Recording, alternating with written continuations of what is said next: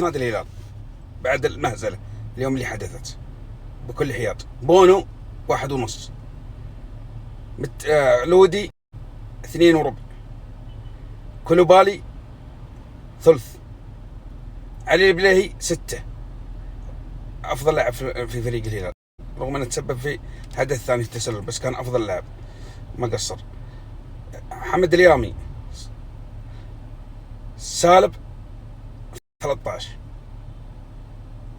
نيفيز 1.25، سافيتش نص، مالكم 3/4 من 10.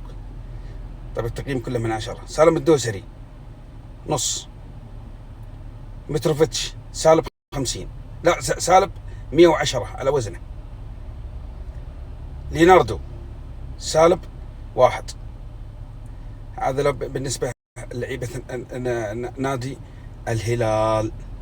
الفريق كله يعني رسب، ما قدموا أي شيء. والمدرب سالب 100.